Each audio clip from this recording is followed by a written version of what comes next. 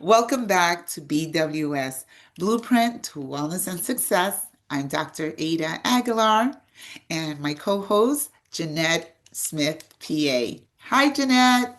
Hey, Glad, how are you? I'm doing well. Well, thank you. I'm so excited about today's show. Mhm. So important. So today we're going to be talking about that word many of us don't really like to talk about, cancer. But I think it's important to be aware of what to look out for because sometimes, things pop up and we might think they're not important. But by hearing a survivor, in this case of non-Hodgkin's lymphoma, we get to hear their story, and not only that, we get to hear about signs and symptoms and what to do early on. Yeah. Definitely, definitely. And we have some things we want to share with you. We have intimate stories also about cancer, things that we faced, over the years. So we'll share that with you today too. Yeah, well, I mean, I could tell you that in my family, we have experienced, different types of cancer, not specifically this type, Hmm. but different kinds of cancer. And just like what we were saying before, it's the sooner we get seen by a doctor, by a professional, the better the prognosis. Yeah, definitely. I want to share something. It happened not too long ago. Dr. Ada, I am a gastro PA, and so I work with a lot of patients that have colon cancer. And recently, I had a patient. She was 90 years old. She was very consistent with her appointments. She was on top of her health, and she had a colonoscopy, and it was discovered that she had a small tumor in her colon.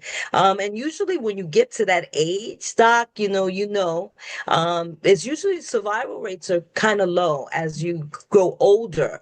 But in her case, they were able to catch the cancer early. She had the surgery. She got a resection of her colon, and now she's going to get chemotherapy. And it's amazing. We caught it, and she may have 10 more years to live.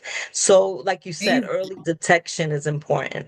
Early detection is important, and that's such a great story. And we're sending her blessings and Mhm. wishing her the best. Yes, yes. Absolutely. So today we're going to be talking about someone that I met and I consider my friend today. His name is Ruben. A Mhm. funny story about how I met Ruben. Ruben is so full of life. I met him at the gym, and he was on a treadmill that was in front of my treadmill. So Okay. I could see him from behind, and he had his weights. But not only was he doing weights as he was walking, he was actually dancing. Turns out he loves to dance, just like you, PA Smith. So I have to That's introduce you cool. guys because That's so cool. he's really an amazing person. And that's how, I became interested in interviewing him just as, just someone from the gym that has a lot of energy, a lot of life. And it turned out he had a big story to tell. Yeah. So, briefly, non-Hodgkin's lymphoma is a cancer that starts in the lymph nodes and it spreads all over your body. Mhm. The survival rate is, if detected early, is in the 70s. And yeah, we're going to hear his story. We're going to hear his story and we're going to learn a little bit about this cancer. Wow. But Okay. as you know, this documentary is very close and dear to my heart because we got an award for it. Yes, so Dr. Ada was awarded for being a producer of this story. Dr. Ada, can you just give us a little summary of what this is about? How did you get the award? Ah, yes. Well, I'm trying to enlarge this. There we go. Good. Yeah, it looks So, good. yeah, so the Los Angeles film presented this story to us as the most best inspirational film of 2024. Such big shoes to fill. Quite an honor. I mean, this is Ruben's story. It's not my story, but I was the producer and director of it. And yeah, this came out of nowhere because again, the reason I started recording Ruben was because he was so full of life, and he really motivated me to work out, and it turned out that he was uh, a survivor of non-Hodgkin's lymphoma cancer. So this It's good. award means a lot to him and to That's me it. also. Yes, yes. Congratulations. Thank you so much. Thank you Welcome. so much. But we're gonna jump into that interview. We hope that our audience learns a lot from it. And yeah, like I said, he's a dancer like you, so I think you're gonna like this interview as well. I look forward to it. All right. All So we'll right. see the interview soon, right? Yeah, coming up. Okay. Vega.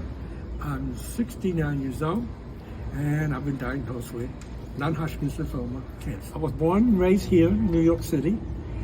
I was living in 125th Street, Harlem, and went to school there too. And then after that, after I hit 19, we all moved out of the 125th, and we started living in Fort Washington, the Heights, Washington Heights. We lived on 173rd. I stayed with my mother, my father. I have a brother who had Down syndrome, and we all lived together in an apartment at Washington Heights. Where's your family originally from? My mother and father from Puerto Rico, and I was born here in the United States. All my brothers and sisters were born here in the United States. From there, when my father passed away, my mother had to take care of my brother, and I noticed that, she wasn't doing too well, so we all decided to pack up, leave Washington Heights, and come to New Jersey to live. We lived in Englewood, New Jersey for about 2 or 3 years when my mother passed away. So when my mother passed away, I was taking care of my brother who had Down syndrome. I was taking care of my brother for Down syndrome for many years until I got sick with cancer. Okay, so I said to all of you, go get checked up, because for me, I've never went to a doctor. Every time I get sick, I just take some aspirins, go to sleep, lay down, I felt better. I never went to I never had an examination for a checkup. Never did. When I was a teenager, never did. Until 2018, when I was diagnosed with cancer. It started with a rash, and then it went to a nosebleed. After that, I started to walk funny, and that's when I noticed I had to go see a doctor. I had no other choice. When I went to see a doctor at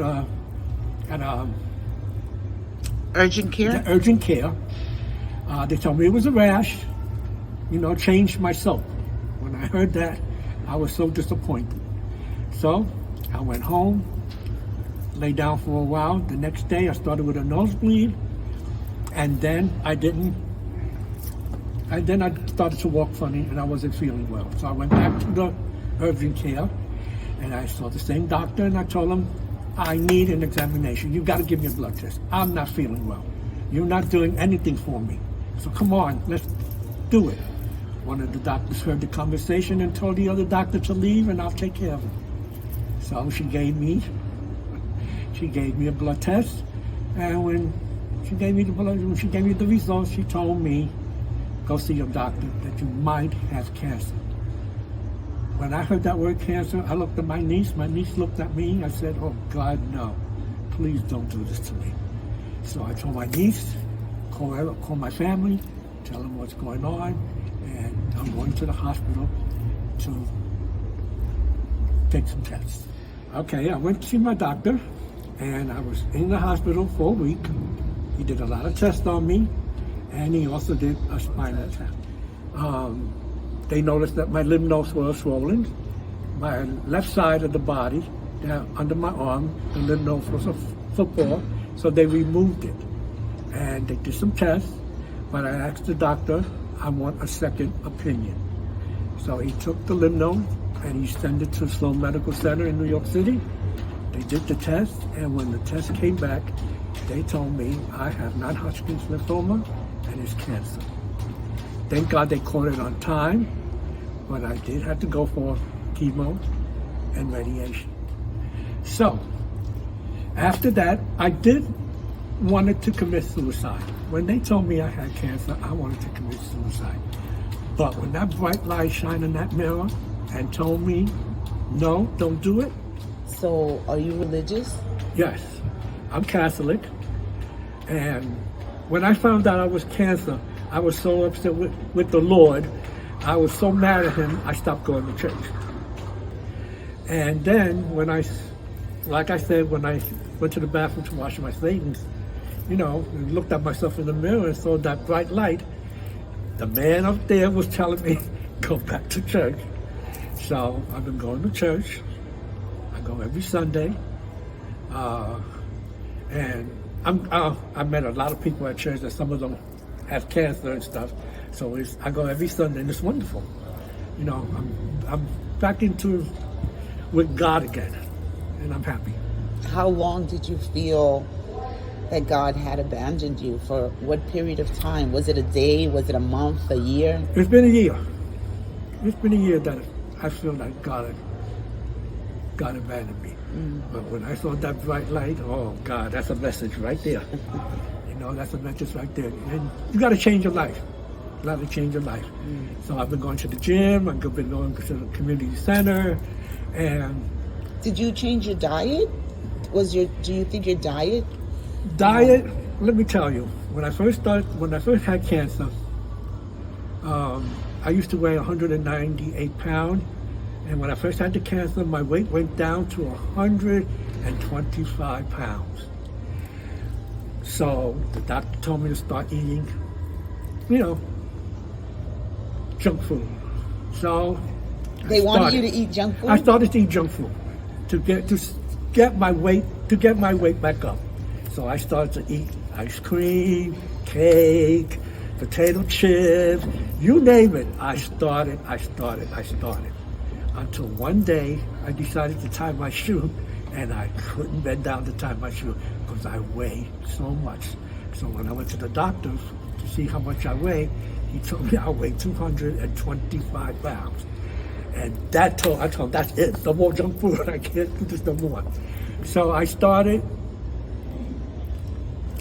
to eat good food, a lot of fruits, a lot of vegetables.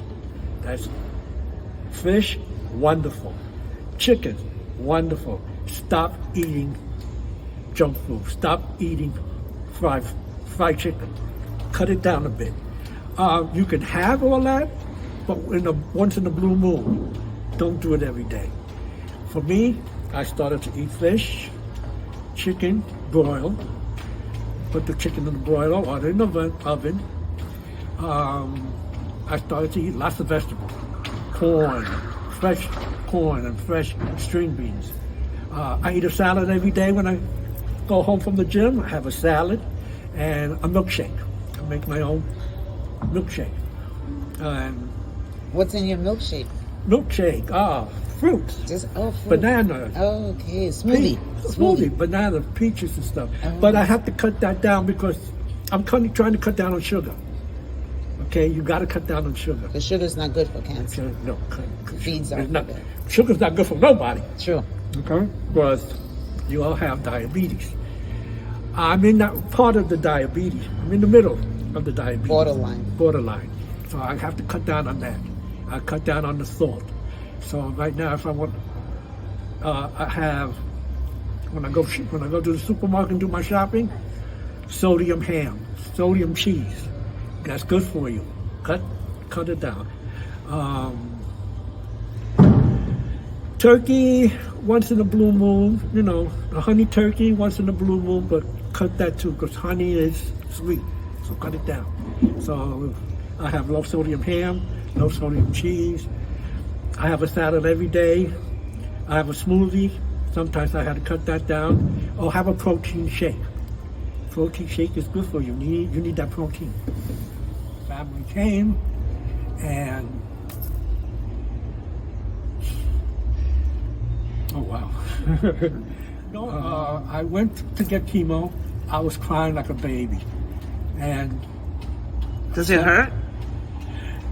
Chemo chemo, they gave me the pill. First they gave me they injected it in my arm, and then after that they started to give me pills. I was happy with the pills. The radiation, I only did it for 2 times. I couldn't take it no more because I started to burn, and I didn't want that to happen. Okay, so I stopped. And when I first started with the chemo, I cried like a baby, and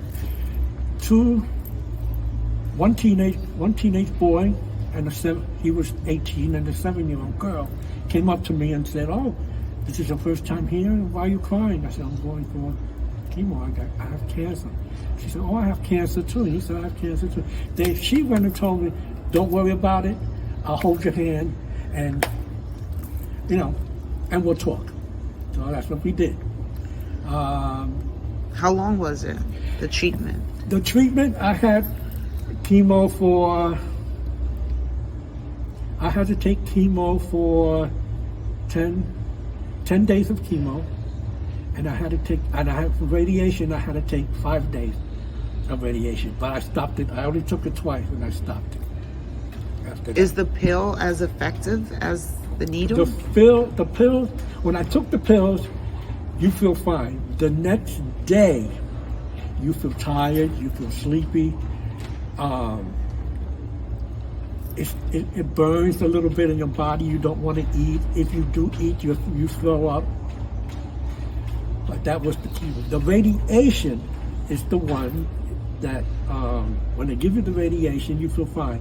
But when you wake up the next day, you're on fire. Your body is burning.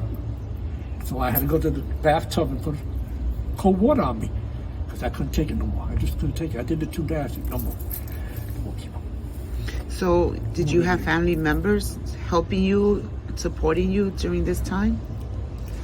When I left the rehabilitation center, I had family with her. I lived with my sister and my brother who had Down syndrome, and my sister had 2 kids. So whatever I wanted to do, they would say, "No, I'll do it for you, and let me do this for you." And I got so sick and tired, I told everybody, "Stop. I don't want you to take care of me. Okay? You people have your family to take care of. You 2 girls have your mother to take care of. I will take care of myself. I'll do everything on myself. If I fall, I just have to get up and start and walk and do it all over again. You can't be helping me. I want to do this by myself." And look at me now.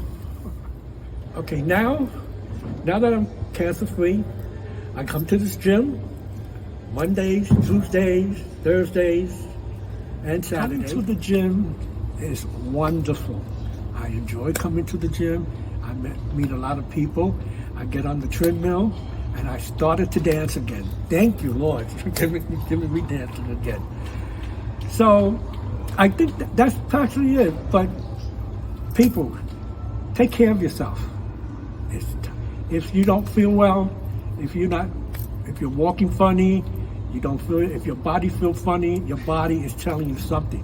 Listen to what your body is telling you and go get a checkup. And that's what I did.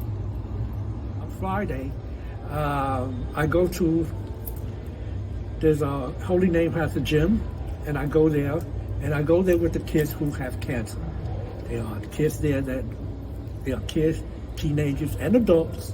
We all get together, we dance, we exercise, we have lunch, and then we all sit down and we talk about the things that happened to us and how we're doing now. It's a session, a group session. Like a support group. A support group. We all support each other, and and it's been great. How long do you do that? Is that weekly or monthly? I do it every Friday. I do it every Friday. And how many people attend? About 10, 12 people. And people that do have cancer and they are remission, and they are at home, sometimes they come to the hospital and support and tell the story. And we tell all the stories. And it's getting bigger and bigger. It started with 10, now it's starting with 25. So it's good, wonderful. I enjoy it. So what is your prognosis right now? Right now I feel good, but tomorrow I have to go to the hospital for an examination. I gotta go for a test. My doctor wants to see how well I am doing. So let's see what happens, you know? See what happens. Good luck. And God bless you. And thank you for sharing your story Oh, thank you. Thank you so with much. other people. Thank you so much. And like I said, people, go get an examination. Don't wait till you feel sick. If you feel sick and your body's talking to you, go to the hospital. Let's dance.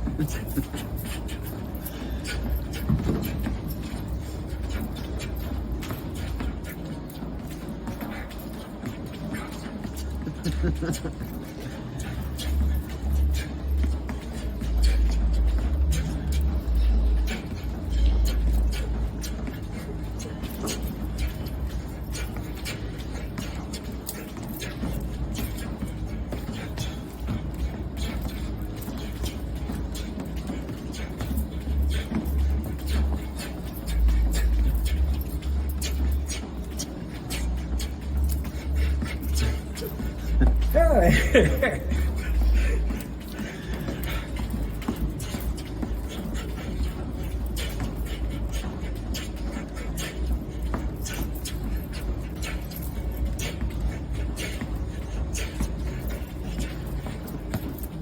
Hey. This is not chemo. This is the non-Hodgkin's lymphoma. This is what happened to me.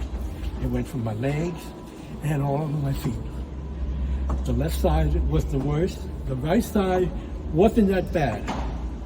But I have the mark on my right side a little bit, not too much of that, but this is the worst. So that was one of your symptoms? This is one of the symptoms, yeah. When you went to the doctor, Yeah, that's yeah. started happening Yeah. to you. Yeah.